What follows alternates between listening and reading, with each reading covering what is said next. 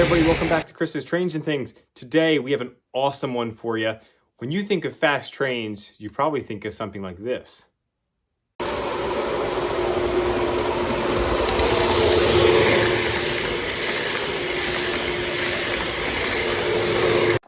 Well, today the Acela is taking a back seat. In fact, we're going to get in the way back machine back to 1968 in the development of what's behind me, the turbo train, right here on Chris's Trains and Things. Let's go. So this is an awesome train that I have behind me here. We're going to be running it around the layout here pretty soon. Now, this is an MTH engine. Yes, MTH. So the second MTH engine in like a month that I'm doing on my channel. It's like I'm turning over a new leaf or something. But in any event, I got to keep you all guessing. So this is something that I've always had my eye on, even way back when Eric Siegel did a video on his turbo train that he has. He has the Amtrak version of this train from MTH, and I believe his is either an older PS3 or a PS2 version. This one behind me is Proto Sound 3. It was released in 2020 by MTH, or announced in 2020, or released in 2021, and it is super cool and unique, and it's got a really fascinating history as well. So we're going to dive into the history of the turbo train here, then we're going to talk about the model, and we're going to send it around the layout in an old school Chris's Trains and Things review. Let's get started.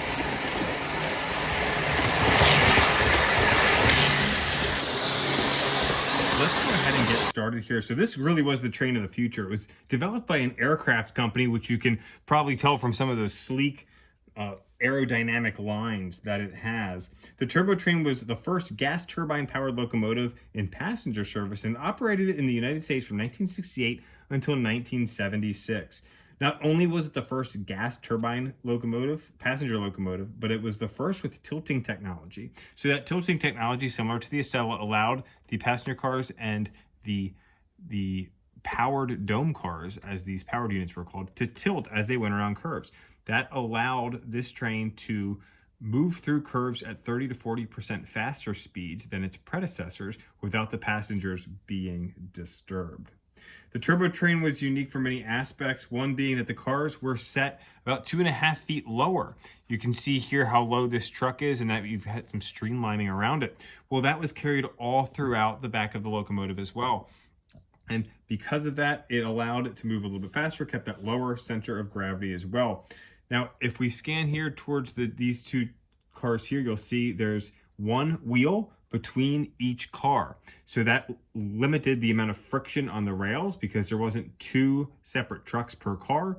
There's one, what we call a bogie, that was between two cars. And as you can see here on this curve, that created a fixed point for where the train would bend. United Aircraft designed the turbo train off of unfinished research that had been conducted by the Chesapeake and Ohio Railway over a decade before. The design allowed for a viewing dome on the power cars, as you see here.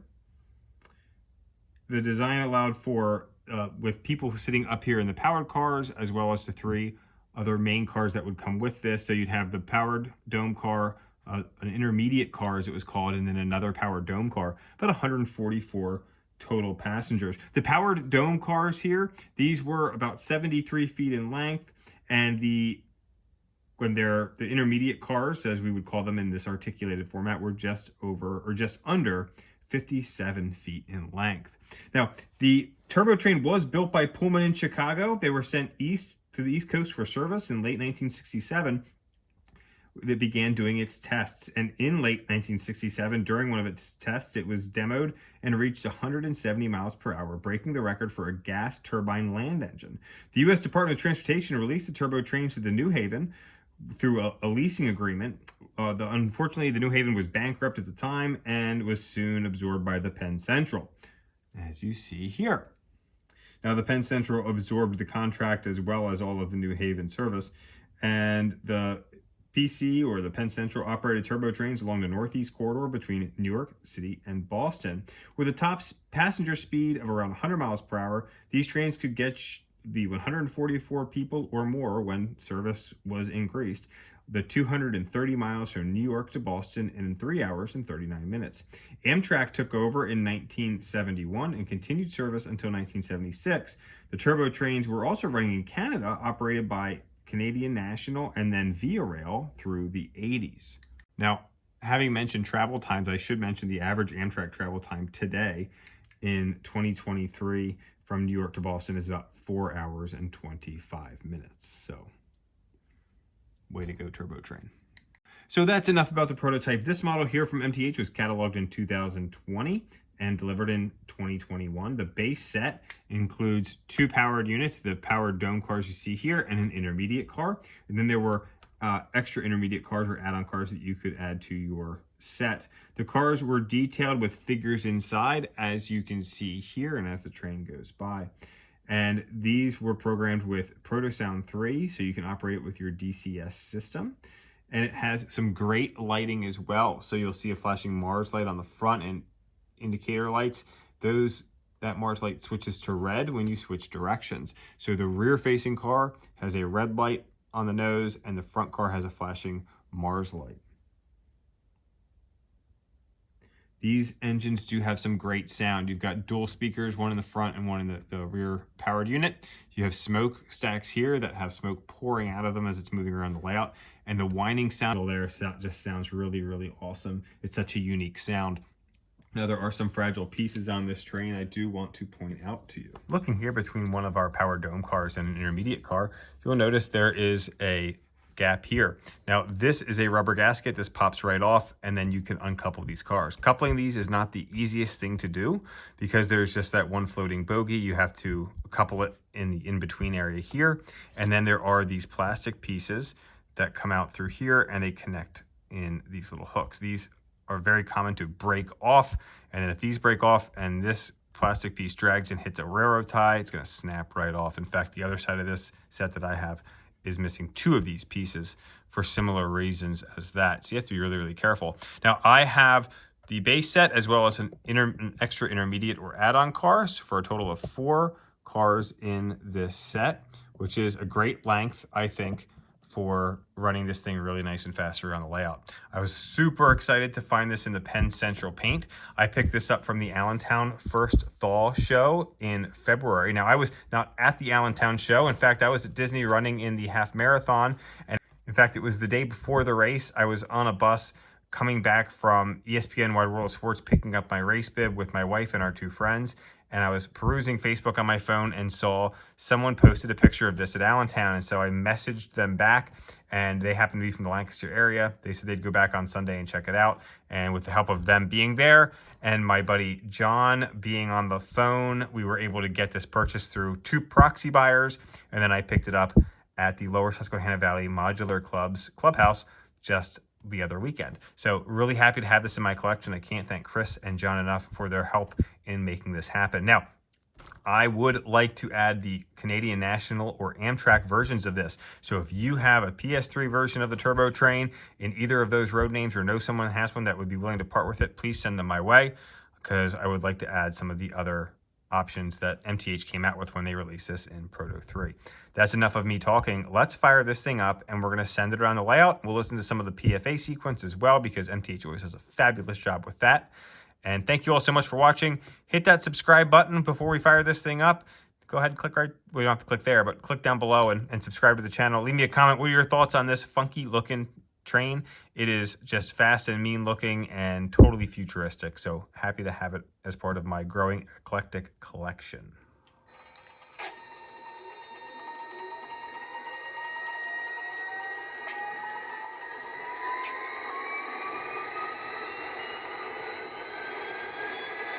Now arriving from Boston on track 1, train number 3001, the Turbo Service.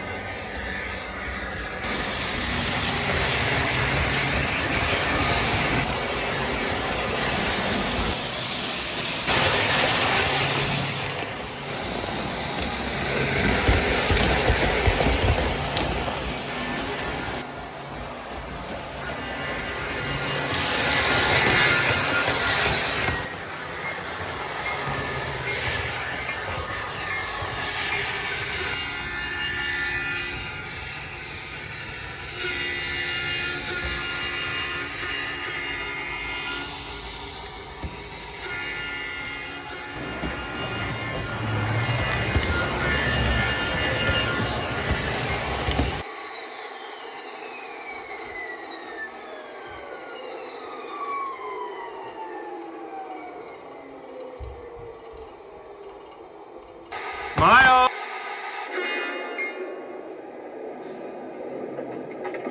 This stop is Providence.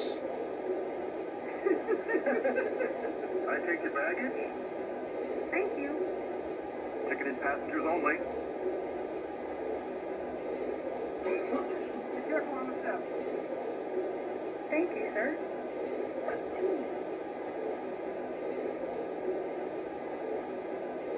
Ticketed passengers only. Now departing for New York on track 1, train number 3001, the Turbo Service. Pardon me. Hurry up now. Ticketed passengers only.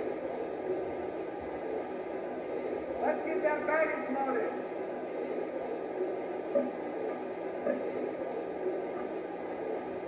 All aboard. Hurry up now.